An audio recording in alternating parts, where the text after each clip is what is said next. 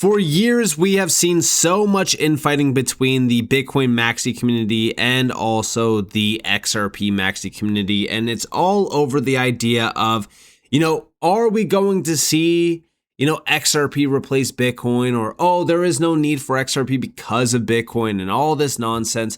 And I feel like now we're starting to see like the big picture. Like it comes back down to the whole idea of, can these networks be utilized for X, Y, and Z? And can they scale to, this number, that number? Can we move this much over the network? And, Bitcoin, I will say this, like just unbiased view of Bitcoin, it fails on a lot of those questions. Like, can you move $1 trillion over Bitcoin in 24/7, 365? No, you just simply can't. And also, like, is Bitcoin viable for a network for those types of financial use cases? No, it's just simply not. But that's where the whole idea of like the store of value narrative comes in, or, oh, it's a hedge against inflation. And I feel like lately, Bitcoin has been even failing on that end of things. And I'm not saying that like Bitcoin has failed entirely. I just feel like there's really no need to hold Bitcoin if you're looking at this space from a pure technology standpoint. There just simply isn't. But I come back to this whole idea of like even the strategic Bitcoin reserve bill, right? Now, we did just see the full text for Congressman Nick Begich's strategic Bitcoin reserve bill get published online. And although this is great for Bitcoin because obviously, it's a strategic Bitcoin reserve bill, it's going to eat the supply a little bit more. Could we see the supply shock for Bitcoin? Sure, we definitely can. But I still think that there needs to be some sort of catalyst behind Bitcoin. Like what's going to be, the hype behind Bitcoin? Like what's it going to be? Oh, Bitcoin going back to an all-time high or this or that. It's going to be hard to cling to some sort of narrative because I feel like the store of value narrative and the hedge narrative kind of died down a bit, especially even the digital gold narrative, especially when, gold has been outperforming Bitcoin. But to build on top of this, remember that, Congress is going beyond Bitcoin. Big shout out to Bank XRP for this. We have Congressman Nick Begich's American Reserve Modernization Act calls for a strategic reserve of Bitcoin and other digital assets, not just Bitcoin. XRP is a strategic digital asset. Is XRP next on America's balance sheet? And yeah, I would definitely question, like, what are they going to do here? Like, beyond Bitcoin, like, what exactly do they have planned for these other digital assets? Because we know that XRP has been listed from Trump regarding the strategic reserve, but even like we know that we got an update as well back in 2025, which stated that they would simply not buy these digital assets. So they're going to seize them or confiscate them from like crimes and things like that. And I just question, like, where are they going to get XRP in that case? Because XRP really hasn't been tied back to a lot of that type of stuff. So I wonder how much XRP will be included in that strategic digital asset reserve anyways. I feel like at some point in time, they will have to be forced to buy if they really want to get a big piece of the puzzle, but who knows what will happen. But regardless of that, let's go back to the whole idea of XRP and Bitcoin and the infighting, right? Because although, yes, we're kind of moving away from that in a mature way, I still do like to put a spotlight on the idea of like, Bitcoin's lunch is getting eaten by XRP. That's not, me being biased. That's a fact. Like if we look around the world, specifically, we go back here to June 5th that Ashish Burla, actually, the CEO of Evernorth, he was at Bitcoin Seoul this week. One of the most traded coins in the country wasn't Bitcoin. It was actually XRP. On Upbit, Korea's largest exchange, XRP KRW consistently ranks among the top traded markets and has repeatedly topped both Bitcoin and Ethereum on heavy days. Seoul is one of the deepest XRP markets in the world. And if we scroll down here, we could see that Korea's biggest financial institutions are buying their way into exchanges, not building around them. Murray Asset has reportedly acquired a 20% stake in Corebit. Hana is reportedly moving on Upbit. One of the country's largest brokerages now has crypto rails as core infrastructure. Murray is one of the largest investment banks in Korea. They led a panel on a financial system rebuilt around digital assets. When the incumbent runs the panel, the experiment phase is over. The other tell, this was at a Bitcoin conference. and the floor was full of tokenization and RWA panels. Ondo on tokenized treasuries, SBI digital markets on tokenized music. The energy was around moving real assets on chain, most of which Bitcoin's design can't natively support. Again, crushing the dreams of the Bitcoin maxis because it's just simply not viable. And I've said this many times over, like, you don't have to be a maxi. In fact, you don't even have to be in crypto at all. Just look at the tech. Bitcoin is not viable for majority of these big use cases. The conversation has moved from what coin do you hold to what can your chain actually settle. Tokenized assets need throughput, low fees, and finality. That's a market structure question, not a tribal one.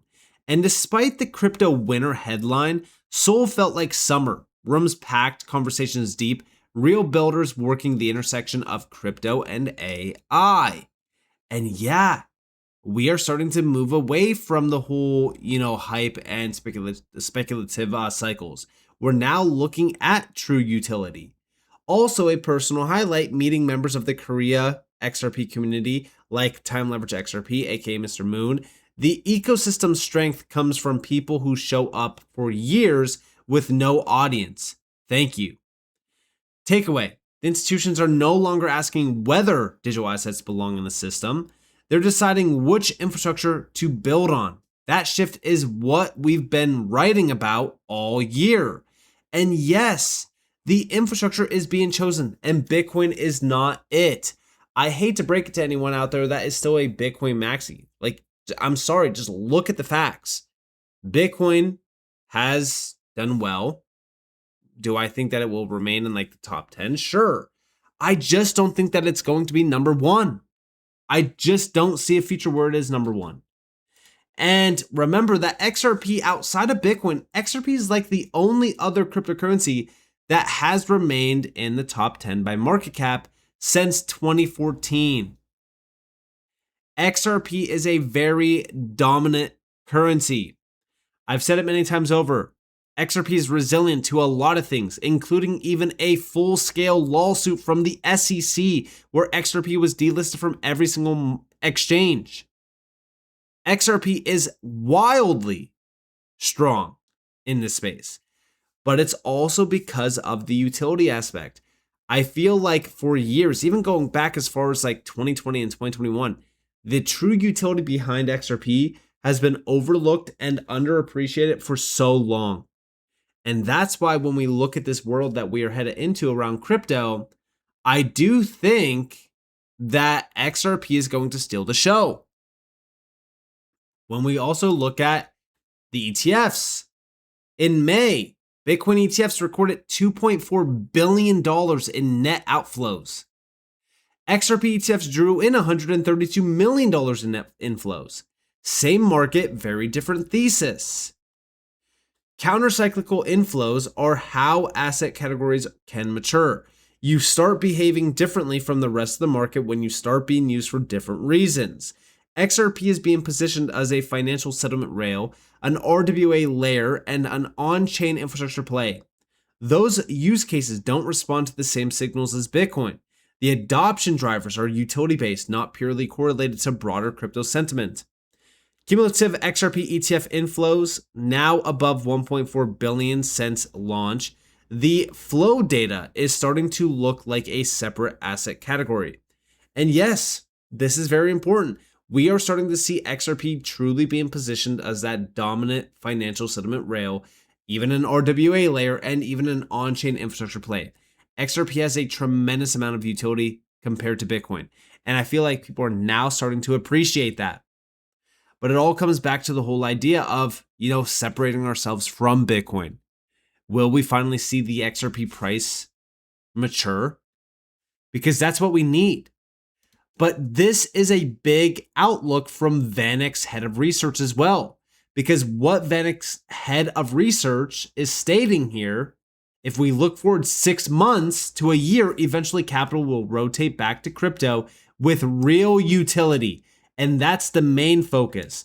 Quarter 4 looks to us like a time when you want to have a full position. Check this out.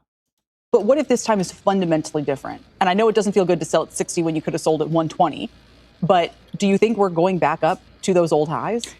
This time is fundamentally the same, which is that there's a 4-year cycle to this asset. It's highly cyclical. There's no buyer of last resort. And right now you have a narrative and a reality in the market around AI, which is going parabolic, and it's sucking up investment capital, and it's literally competing with existing software platforms, including these open source networks. The buyer of last resort was kind of supposed to be Michael Saylor.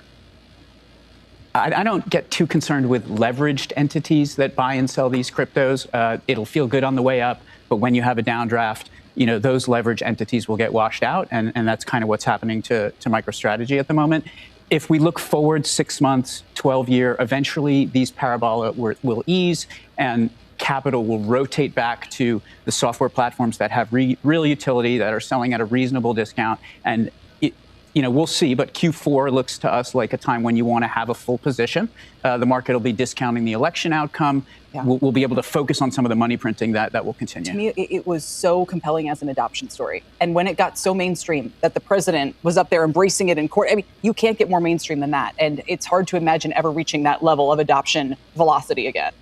Well, I mean, we think that this will become a mainstream asset that will compete with other reserve settlement currencies. There's 2 central banks that are buying Bitcoin. There's a number of sovereign wealth funds. This is the time in the market when the weak hands are puking Bitcoin and chasing AI. And let's talk in 6 months. Matthew, no one can break it down like you. Thank you so much. Matthew Siegel. Strawberry short.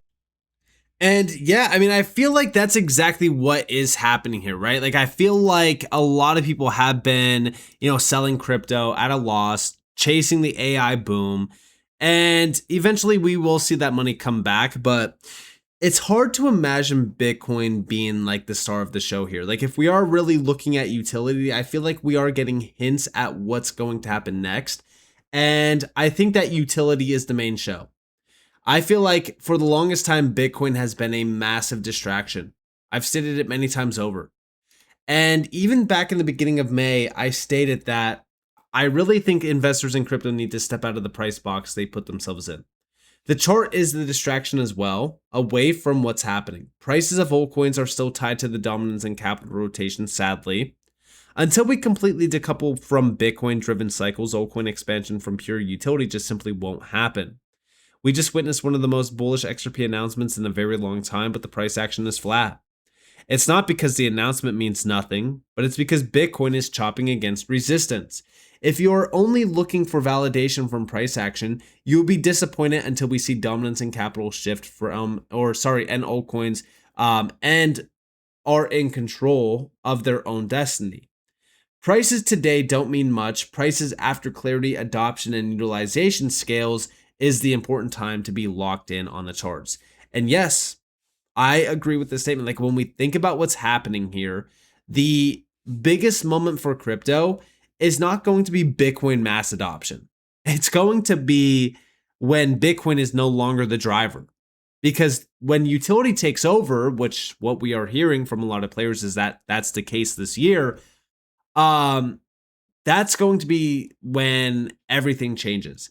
When you have utility mixed with clarity, mixed with, proper adoption and utilization, there's nothing stopping us from reaching their true value. Like XRP, I wonder what the true value of XRP is, because today I just simply don't see the real value of XRP. I've done research on XRP for years and years and years, and there's just no way this is, how cheap XRP is, which is why I feel like we do have an opportunity in front of us. But it even comes back to Franklin Templeton. Remember that Jenny Johnson, who's the CEO of Franklin Templeton, stated that Bitcoin is the distraction from the greatest disruption happening. They know that XRP is a big piece of the puzzle because they also talked about how the XRP ledger is a payments first blockchain enabling real-time low-cost settlement and cross-border transaction efficiency. Within a diverse digital portfolio, we view the XRP ledger's native token XRP as a foundational building block given its market cap significance. That's what they stated. Now, obviously, yes, they're pushing their ETF, but also when we look at Franklin Templeton, they have over $2.5 billion on chain. Guess what? None of that is on Bitcoin. When we look at the networks here, Ethereum, Stellar, BNB Chain, Base, Arbitrum, Avalanche, Polygon, Aptos, Solana. Now I know what you guys are saying. Well, what about XRP? Well, yes, XRP is also still tapped in. Ripple and DBS partnered up with Franklin Templeton. Okay, like we know that that's the case. Like I fully have this broken down from the Web3 alert, where we know that Franklin Templeton also collaborated with DBS and Ripple to bring further access to tokenized funds. This is through offering Benji on DBS digital platform with settlement rails via ROUSD. But these are the three main partnerships: XRP, XLM, and Onda with Franklin Templeton. Like, yes, we still have Ethereum there with $1.5 billion. But the main thing that I'm watching here is just the shift. Like, even if you're looking at Ethereum on RWA.xyz, like we are starting to see something happen here. And I feel like adoption is plateauing for even Ethereum. Like it's not just Bitcoin that's also seeing a significant, drop here in terms of like the hype or even like the focus of it. Like Ethereum, since going all the way back here to, April, like the middle of April, Ethereum has been losing a ton of tokenized value and even volume. And what we're starting to see, especially in the last like 30 days, Stellar, Solana, XRP, Aptos, like they are starting to see a significant amount of inflows. Ethereum's overall, dominance in tokenization is dropping. And this is something that I have been watching closely. But it all comes back to even Bitcoin. Like, what's Bitcoin going to do when stablecoins and tokenization and these types of use cases are what drives value? This is why I think that you need to position yourselves in the right assets. You need to be focused on the right assets right now. Bitcoin is slowly but surely, in terms of that number one spot, not as a network, being replaced. I would say that XRP definitely has like the highest probability of flipping it, only because of how long XRP has been around. But also, if we are really entering this utility phase, if we are really starting to see utility become a big deal, and if we combine this with all of the adoption from, major institutional players, we have clarity, we have everything in line. If all of that lines up, I see XRP flipping Bitcoin. I see it happening pretty easily as well if we are starting to see like that mass adoption and utilization from institutional capital. So with that being said, I hope that you guys enjoyed this video. If you guys did, definitely like, subscribe, turn notifications on if there's more free content. You guys are more than welcome to follow me on Twitter and join the free Discord in the description below. And with that being said, guys, Vaneck, thanks for watching. Peace out, guys.